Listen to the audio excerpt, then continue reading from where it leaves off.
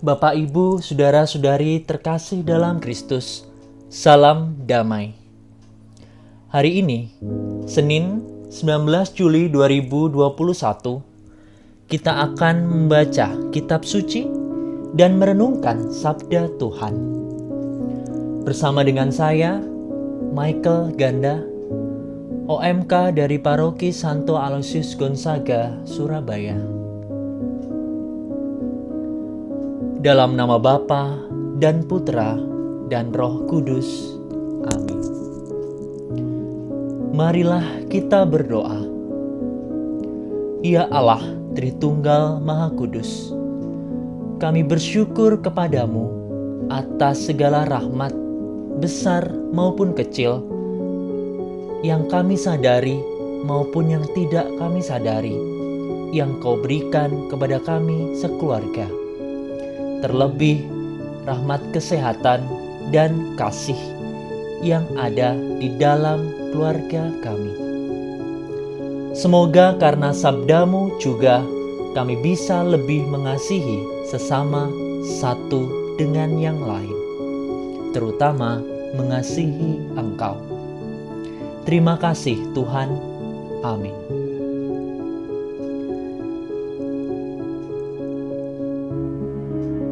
Tuhan sertamu dan sertamu juga. Inilah Injil Yesus Kristus menurut Matius. Dimuliakanlah Tuhan.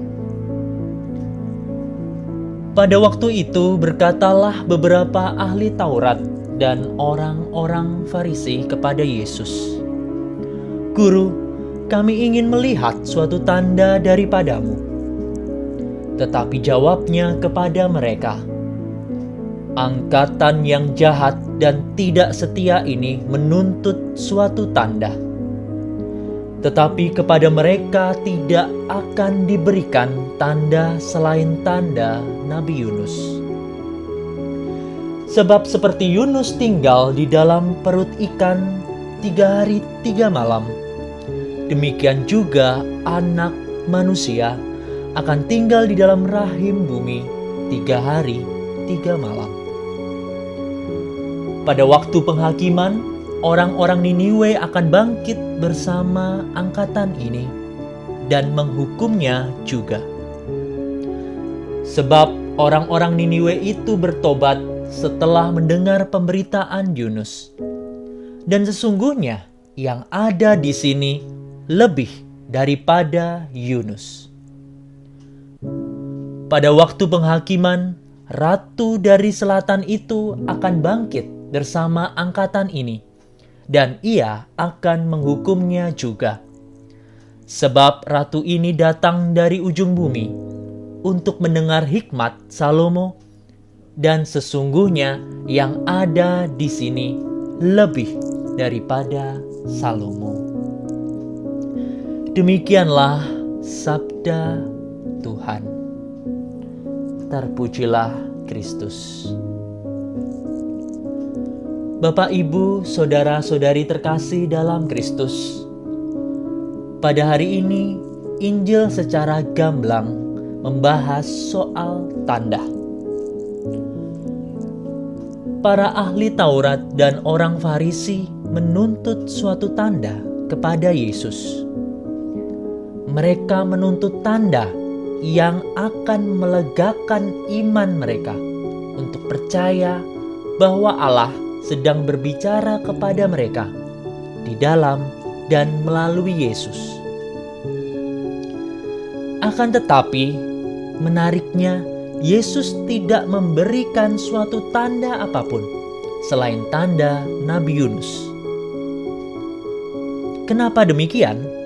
Sebab Yesus tahu bahwa mereka tak punya keterbukaan hati terhadap setiap tanda yang telah diberikan. Hati mereka tetap keras dan membeku. Padahal dengan sangat jelas, Yesus telah menyadarkan mereka bahwa tanda keselamatan itu hadir dalam dirinya. Tanda itu adalah Yesus sendiri. Dan tanda itu adalah dan disempurnakan dengan kebangkitannya. Kebangkitan yang membawa keselamatan. Keselamatan bagi orang yang percaya kepadanya. Percaya berarti memegang teguh iman di saat yang sulit dan mustahil sekalipun. Kita secara khusus sebagai orang muda Katolik dan secara umum sebagai umat beriman dipanggil untuk finding God in all things. Berarti tetap berusaha menemukan Tuhan dalam segala hal, bahkan dalam situasi sulit seperti sekarang ini. Menemukan Tuhan bisa dipahami tidak mudah, apalagi di saat yang sulit seperti ini. Kita dihadapkan pada dilema kesehatan atau ekonomi, dilema sulitnya mencari pekerjaan, sulitnya mencari rejeki, sulitnya mencari rumah sakit, atau bahkan untuk mencari sesuap nasi untuk bertahan hidup. Namun Tuhan memanggil kita untuk tidak meratapi apa yang tidak bisa kita kontrol, namun tetap berteguh pada iman dan menemukan tanda lewat mukjizat-mukjizat kecil yang terjadi dalam keseharian kita. Mukjizat kesehatan, mukjizat kasih sayang yang masih kita bisa rasakan di tengah keluarga kita sekarang ini.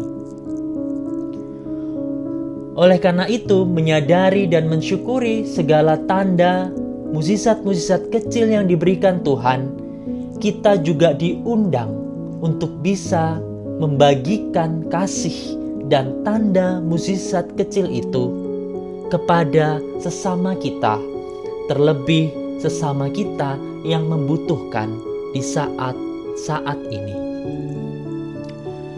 Tidak perlu memberikan tanda yang besar, namun memberikan apa yang bisa dan ada di dalam diri kita kepada mereka.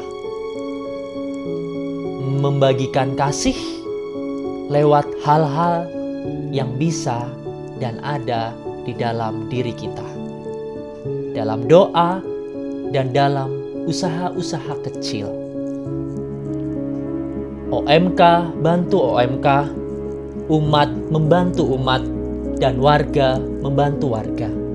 Semoga dengan kasih yang disalurkan lewat pipa-pipa kebaikan ini, kita bisa bertahan bersama dalam iman dan semakin merasakan bahwa Yesus ada di dalam kita dan bersama kita. Dan kita bisa melalui badai ini dan bisa menang bersama Kristus. Amin.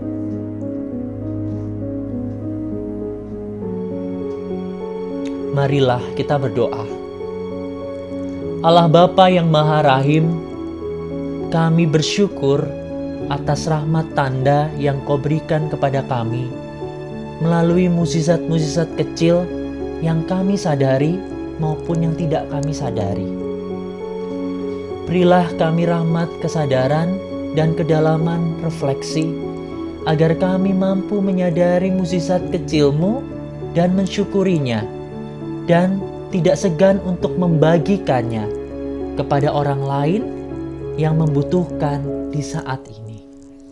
Sehingga semakin lengkap kepercayaan iman kami bahwa Engkau akan ada dan sudah ada menyertai kami, terlebih di saat sulit sekarang ini. Kami percaya rencana-Mu lebih indah daripada rencana kami. Penyelenggaraanmu lebih sempurna daripada penyelenggaraan kami. Rahmatilah kami untuk selalu beriman dan kuat menghadapi badai saat ini dan menang bersamamu. Berilah kami rahmat kesehatan dan rahmat kasih di dalam keluarga maupun lingkungan sekitar kami. Demi Kristus Tuhan dan pengantara kami. Amin. Semoga Tuhan beserta kita sekarang dan selama-lamanya. Semoga kita semua diberkati oleh Allah yang Maha Kuasa, dalam nama Bapa dan Putera dan Roh Kudus. Amin.